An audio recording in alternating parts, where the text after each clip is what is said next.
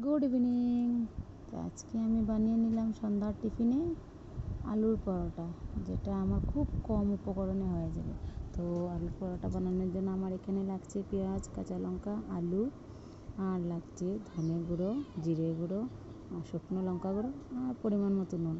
তো সবার প্রথমে আমি আলুগুলোকে ভালো করে ধুয়ে কেটে আর সিদ্ধতে বসিয়ে দিলাম। এদিকটায় আমার সিদ্ধ হয়ে এসে গেছে। আর এখন আমি পেঁয়াজ আর কাঁচা লঙ্কাটাকে ভালো করে কুচি কুচি করে কেটে নেব। তো আপনারা একদিন বাড়িতে অবশ্যই ট্রাই করে খেয়ে দেখবেন, ভালোই লাগবে। আর এখানটায় আমার পেঁয়াজটা কাটা হয়ে গেছে, কাঁচা লঙ্কাটাও কাটা হয়ে গেছে, আর এবার আমার আলুটাও সিদ্ধ হয়েছে। আমি আলুটা থেকে কষাটা ছেড়ে নিয়ে তারপর আলুটাকে ভালো করে চটকে, যাতে একটাও আলুতে দানা না থাকে, তারপর আমি আলুর পরিমাণ দেখে আটা দিয়ে আলুটার সঙ্গে মেখে নেব। তারপর আমি সেটার মধ্যে কুচি কুচি করে কাটা পেঁয়াজ আর কাঁচা লঙ্কাটাকে দিয়ে আবারও ভালো করে একটু মেখে নেব। তারপর কাঁচা লঙ্কাটা আপনারা দিলে দিতেও পারেন, নাও হতে পারেন, বাচ্চারা যদি খায় না দিলেই ভালো। কিন্তু এখানে আমরা কাঁচা লঙ্কার পরিমাণটা একটু বেশিই দিয়েছি, একটু ঝাল ঝাল টাইপের বানাবো তার জন্য। আর সেখানটায় আমি এখন দিয়ে দিচ্ছি ধনে গুঁড়ো, জিরে গুঁড়ো, শুকনো লঙ্কা গুঁড়ো, আর পরিমাণ মতো নুন। আপনারা চাইলে একটু চিনিও দিতে পারেন বা নাও দিতে পারেন। তারপর আমি সেটাকে ভালো করে চটকে নেব।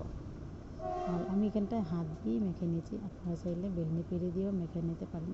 আর আমি এখানে একটা থালের মধ্যে অল্প পরিমাণে আটা নিয়ে হাত দিয়ে পরোটাটাকে চেপে চেপে বানাবো। হাত দিয়ে বানালেই ভালোই হয়, তাও আমি বলছি আপনারা যদি হাত দিয়ে না পারেন তাহলে বেলনি আর পেরে দিয়ে বানাবেন।